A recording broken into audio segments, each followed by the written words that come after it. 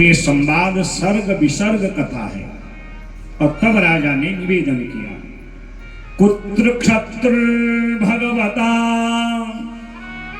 मैत्रेयास संगमः कदा वा सह संवादो एतद्वर्णयेनः प्रभो। हमारे जो बूढ़े दादा विदुर हैं, उनका हरिद्वार में मैत्रेय जी से कैसे मिलन हुआ। तब यहाँ पर सुखदेव भगवान ने राजा परीक्षित को महाभारत की एक घटना याद दिलाई। अभी महाभारत हुई नहीं है, रची जा रही है। अनेक प्रकार के कौरव छल प्रपंच कर रहे हैं। जब कौरव छल प्रपंच कर रहे थे तो धृतराष्ट्र को समझाने के लिए विदुर जी भरी सभा में उनको मंत्रणा देने आए। और देखिए, ये जो बात है ये हमारे जीवन के लिए एक सूत्र भी है। जब बड़ों के बीच में छोटे टोका टाकी करें तो समझ लेना उस घर का विनाश निश्चित है। विदुर जी अपने बड़े भाई धृतराष्ट्र को समझा रहे हैं और दुर्योधन किसी की भी परवाह नहीं कर रहा। भीष्म पितामह बैठे हुए, कृपाचार्य, द्रोणाचार्य, बड़े बड़े सिद्ध ज्ञानी, राजनीतिज्ञ, नीतिज्ञ सब बैठे हैं और संवाद हो रहा है दो भाइयों का। और बीच में आके दुर्योधन टोका टाकी कर रहा है। यदा तु राजा स्वसुतान साधु पुष्णन्न धर्मेण विनष्ट दृष्टि भ्रातुर्यविष्ठस्य सुतान् विबन्धून् प्रवेश्य लाक्षा भवने गदा। विदुर जी ने कहा, भैया आज तक जो हुआ कोई बात नहीं। आपने पांडवों को मारने के लिए लाक्षा भवन आदि तक का निर्माण किया। वो तो भगवान द्वारिकाधीश उनके साथ हैं, इसलिए उनका रक्षण हो गया। क्या आपने अपने मरते हुए भाई पांडु को यही वचन दिया था? आपने तो पांडवों की रक्षा करने का वचन दिया था। अपने पुत्र की तरह उनको लाड़ प्यार दुलार संरक्षण का उनको वचन दिया था। और तुम इनको मारने के लिए कितने षड्यंत्र रच रहे हो। भले ही ये सारा काम शकुनी और तुम्हारा बेटा दुर्योधन करा रहा है, परंतु भले ही तुम्हारे ये चर्म चक्षु नहीं है, ये आंखें नहीं है, विनष्ट दृष्टि ही, क्या तुम्हारे अंतर मन की दृष्टि भी बंद हो गई है? पुत्र मोह में क्या तुम अच्छा कर रहे हो? अगर अब भी तुम नहीं जागे तो निश्चित महाविनाश हो जाएगा। इसलिए पुत्र मोह का जो है भाव छोड़िए और एक राजा की तरह जो दंड नीति है, न्याय नीति है, धर्म नीति है, जो कूटनीति है, जो राजनीति है, उस नीति का आश्रय लेकर के पांडवों को संरक्षण दीजिए। ये वार्तालाप चल रही है बड़ी सभा में। और उसी समय अभिमानी अहंकारी दुर्योधन ये भी विचार नहीं करता, मैं जो शब्द बोल रहा हूं, जिनसे बोल रहा हूं, वो मेरे चाचा हैं, चाचा पिता के समान होते हैं। और भरी सभा में विदुर महाराज जी को दासी का पुत्र ऐसा शब्द से संबोधन करता है। विदुर कोई साधारण महात्मा नहीं है, ये तो साक्षात धर्मराज है। इन्होंने एक बार बिना कारण के अज्ञात भाव से, अज्ञानता से मांडव्य महात्मा जो गायत्री के उपासक हैं, उनको सूली पर लटकवा दिया था। सप्ताह पर्यंत सूली पर लटकने पर भी मांडव्य महात्मा के जब प्राण नहीं निकले, मुख का तेज बढ़ता रहा और वो तेज 10 दिशाओं को जलाने में उद्यत हो रहा है। तो यम के दूत कहते धर्मराज से, महाराज जिनको आपने प्राण दंड दिया था उनका मुखमंडल तो दिन प्रतिदिन तेजस्वी होते जा रहा है। तो जिस राजा ने मांडव्य महात्मा को सूली पर लटकाया था, उनके दूतों ने उनके सैनिकों ने मांडव्य महात्मा को जो है सूली से निकाला और मांडव्य महात्मा से क्षमा मांगी। मांडव्य महात्मा कहते राजन इसमें तुम्हारा कोई दोष नहीं, ये सारा दोष धर्मराज का है। और मांडव्य महात्मा सीधे धर्मपुरी धर्मराज की उस संयमनीपुरी यमपुरी में गए और क्रोध में धर्मराज को बिना विचारे सोचे, तूने मुझे प्राण दंड देना चाहा, मेरे प्राण लेना चाहा, मैं तुझे श्राप देता हूं। और मांडव्य महात्मा ने धर्मराज को, यमराज को दासी का पुत्र बन करके पृथ्वी लोक में जन्म लेने का श्राप दे दिया। इतनी शक्ति होती है गायत्री जापक ब्राह्मण के अंदर, इसलिए जीवन में कभी किसी ब्राह्मण का कभी अपराध मत करिएगा। और यही धर्मराज मांडव्य महात्मा के श्राप से आज विदुर बन के आए हैं। इसलिए इन्होंने गृहस्थ धर्म का पालन तो किया है। इनकी पत्नी सुलभा विदुरानी रहते तो गृहस्थ में हैं, पर गृहस्थ में ब्रह्मचर्य का पालन कर भगवान के पावन नाम का भजन करते रहते हैं, ताकि अब मुझसे कोई अपराध न हो और कोई अधोगति न हो। तो ऐसे ज्ञानी विदुर जी, जिनकी विदुर नीति प्रसिद्ध है, जब धृतराष्ट्र को समझाते हैं तो दुर्योधन बीच में दासी का पुत्र टोका टाकी करने लगता है। बड़ों के संवाद में जब छोटा टोका टाकी करे, हाँ अच्छी सलाह दे वो अच्छी बात, अगर वो टोका टाकी करे, मनमानी करे, तो समझ लो उस घर का विनाश निश्चित है। और आज दुर्योधन कहता रे दासी के पुत्र, ये हम जो है चाचा ताऊ के जो हम आपस में भाई हैं, इनका मामला है, आपको क्या करना है। ये बात आज विदुर जी को चुभ गई। ओ मैं तो यहाँ खाली समझाने में लगा हूं। और उसी समय विदुर महात्मा ने अपना धनुष बाण धृतराष्ट्र के चरणों में रखा, ताकि कौरवों को ये न लगे कि धनुष बाण लेके पांडवों के साथ शामिल हो गया है। और अपने बड़े भाई को प्रणाम किया, सभ्यजनों को प्रणाम किया और उस सभा से निकल गए। सनिर्गतः कौरव पुण्य लब्धो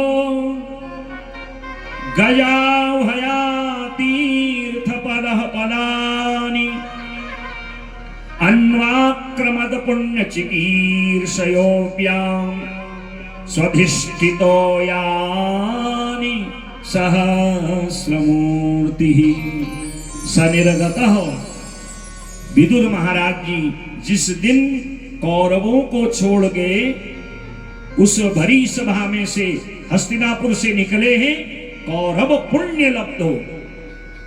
सुखदेव जी कहते, राजा परीक्षित, वेद व्यास कहते हैं कि आज विदुर नहीं बल्कि कौरवों की आयु क्षीण हो गई हो, उनके सारे पुण्य क्षीण हो रहे हों।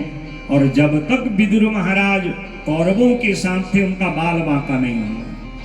ऐसी घटनाएं दो बार हुई हैं मुख्य रूप से, एक रामायण काल में और एक महाभारत काल में। रामायण काल में विभीषण जब तक रावण के पास थे, तब तक रावण की कोई हानि, जनहानि नहीं हुई। और जिस दिन भरी सभा में नीति धर्म की बात को समझाते हुए विभीषण ने अपने बड़े भाई रावण को नीति न्याय की बात समझाई। अहंकारी व्यक्ति को नीति न्याय की बात अच्छी नहीं लगती। अहंकार विमूढ़ात्मा कर्तास्मीत अभिमन्यते। अहंकारी व्यक्ति समझता है मेरा जैसा कोई बलशाली नहीं है, मुझ जैसा कोई ज्ञानी नहीं है, पर अहंकार तो किसी का कभी रहा ही नहीं महाराज। रावण ने मारा लात, विभीषण को निकाल दिया। अस कही चला विभीषण जबहि, अस कही चला विभीषण जबहि, अस कही चला विभीषण जबहि, अस कही चला विभीषण जबहि। आयुहीन भये तब सबहि, आयुहीन भये सब तबहि, आयुहीन सब तब ही आयुहीन भई सब तब ही अस कहीं चला विभीषण जबहि अस कहीं चला विभीषण जबहि। ये छोटे छोटे सूत्र हैं जीवन को जो है जीने के। हम चाहे परिवार में हो, समाज में हो, कहीं भी हो, कभी भी किसी को छोटा नहीं समझना चाहिए। हमारा परिवार है, जिस परिवार में आज हम सुखी हैं, न मालूम कौन सा सदस्य ऐसा है जिसके पुण्य से हम खा रहे हैं। ऐसे ही समाज में कौन सा ऐसा पुण्यात्मा है, न मालूम जिसके पुण्य से हम भी पुण्य ग्रहण कर रहे हैं। ये सब हम लोग ये सब लाभ ले रहे हैं भागवती कथा। ये किसी न किसी व्यक्ति का पुण्य तो होगा ही ना हमारा। किसी के ऐसे भाव होंगे जिसके कारण ये सारा हो रहा है। वैसे ही परिवार में हमने किसी को दुर्बल समझ लिया, ये कुछ नहीं कर पाता है समझ लिया, उसका तिरस्कार कर दिया, तो ये अच्छा नहीं है। क्या पता हम उसी के भाग्य से जब समृद्ध हो रहे हैं, उसी के भाग्य से हम ऐश्वर्यशाली हो रहे हैं, उसी के भाग्य से क्या पता हमारा मान सम्मान यश बढ़ रहा हो। इसलिए परिवार में किसी के प्रति किसी प्रकार का द्वेष भाव, घृणा का भाव नहीं रखना चाहिए। जब तक विदुर जी थे तब तक कौरवों की हानि नहीं हुई। सनिर्गतः कौरव पुण्य लब्धो।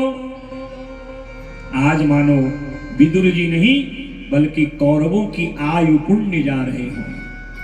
और पकड़ा विदुरानी का हाथ और गए नदी के किनारे, यमुना तट पर बनाई झोपड़ी और भगवान का दिन रात भजन किया है और भगवान के ही पावन नाम को जपा है। और कभी कभी तो जो है भगवान का भजन करते करते भाव विभोर हो जाते, और इसी भजन के भाव से एक दिन भगवान द्वार पर तक आ गए। मैंने रटना लगाई रे राधे तेरे नाम की, मैंने रटना लगाई रे राधे तेरे नाम की, मैंने रटना लगाई रे राधे तेरे नाम की, मैंने रटना लगाई सब गाइए रे राधे तेरे नाम की, राधे तेरे नाम की, राधा तेरे नाम की, राधे तेरे नाम की, कृष्ण तेरे नाम की, राधा तेरे नाम की, श्यामा तेरे नाम की, राधा तेरे नाम की, श्यामा तेरे नाम की। ओ रटना लगाई रे कृष्ण तेरे नाम की, मैंने रटना लगाई रे कृष्ण तेरे नाम की। श्री राधे दोनों हाथ से प्रभु की सेवा।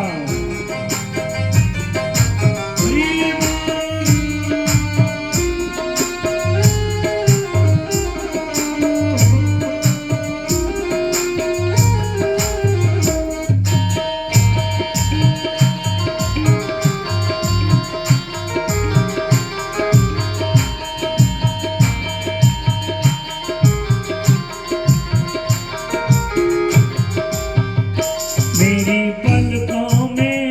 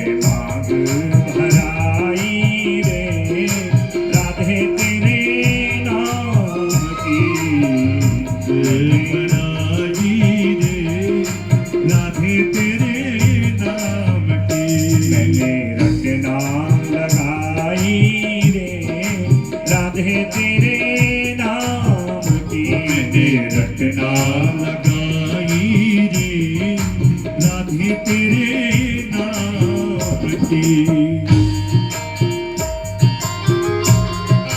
जय हो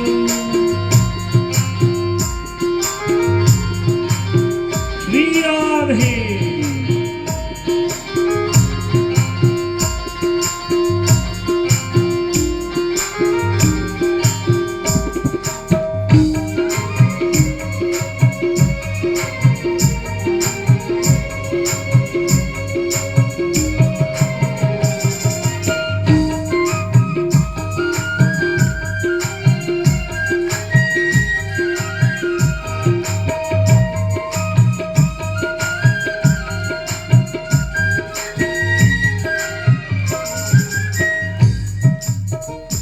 मेरे नैनों में राधा, मेरे बेनों में राधा, मेरे नैनों में राधा, मेरे बेनों में राधा, मेरे नैनों में राधा, मेरे बेनों में राधा, मेरे नैनों में राधा, मेरे बेनों में राधा, मेरे नैनों में राधा, मेरे बेनों में राधा, मेरे नैनों में राधा, मेरे बेनों में राधा।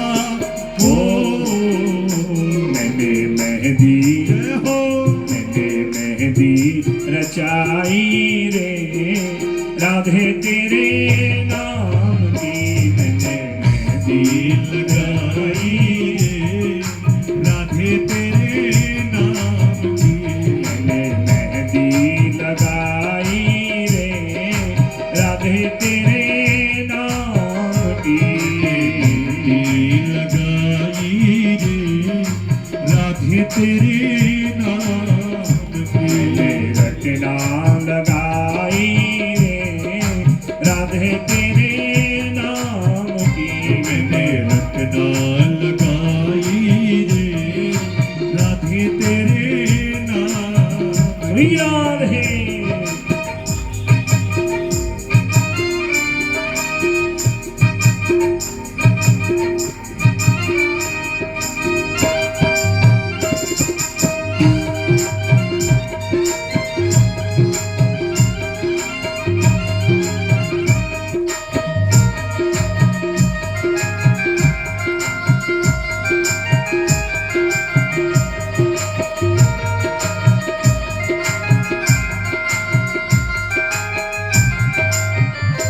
मेरी चुनरी में राधा, मेरी दुलरी में राधा, चुनरी में राधा, मेरी दुलरी में राधा, मेरी चुनरी पे राधा, मेरी दुलरी पे राधा, मेरी चुनरी में राधा, मेरी दुलरी में राधा, चुनरी पे राधा, मेरी दुलरी पे राधा, मेरी चुनरी में राधा, मेरी दुलरी में राधा।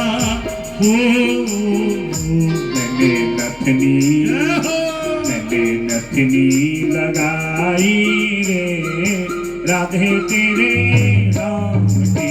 मैंने नथनी लगाई रे राधे तेरे नाम की। मैंने रचना लगाई रे राधे तेरे नाम की। मैंने रटना लगाई रे राधे तेरे नाम की।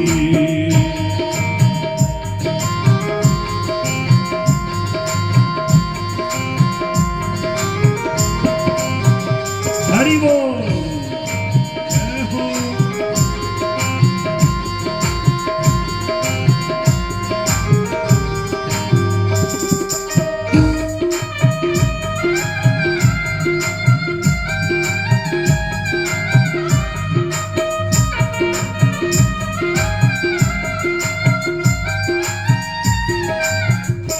मेरे अंग अंग में राधा, मेरे संग संग में राधा, मेरे अंग अंग में राधा, मेरे संग संग में राधा, मेरे अंग अंग में राधा, मेरे संग संग में राधा, मेरे अंग अंग में राधा, मेरे संग संग में राधा, मेरे अंग अंग में राधा, मेरे संग संग में राधा, मेरे अंग अंग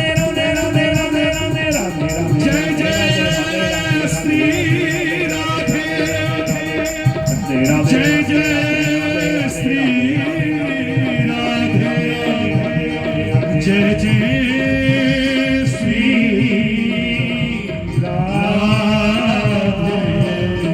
श्याम। मैंने रटना लगाई रे राधे तेरे नाम की।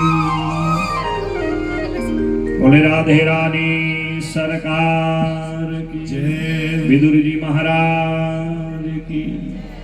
विदुर जी भजन करते रहे और भजन करते करते इतना समय बीत गया, सारा महाभारत भी पूर्ण हो गया।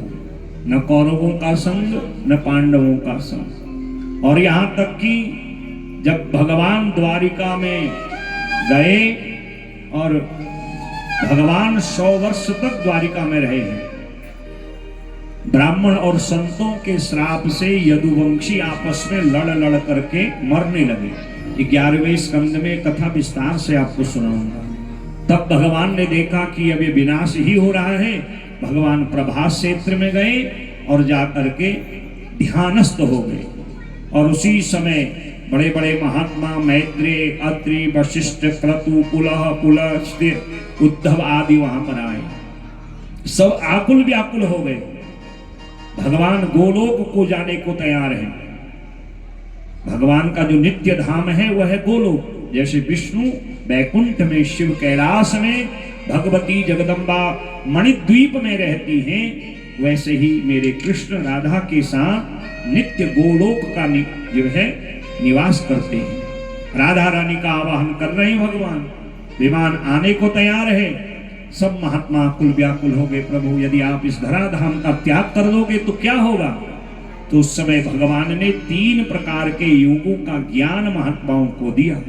भक्ति योग, कर्म योग और निष्काम भक्ति योग।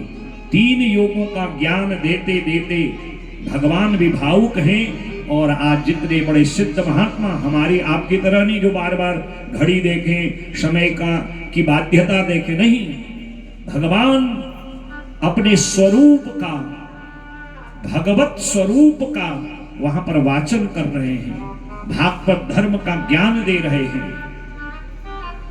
और उस समय उद्धव मैत्रेय भी उस सभा में बैठे हैं। और आज भगवान को हर बात में विदुर जी की बड़ी याद आ रही है। और उन सब महात्माओं की आकुलता व्याकुलता को भगवान समझ गए और महात्माओं से कहते हैं, देखो भले ही मैं अपने तेजो रूप में गोलोक को जा रहा हूं, पर ज्ञान रूप में मैं भागवत में विराजमान हो जाऊंगा।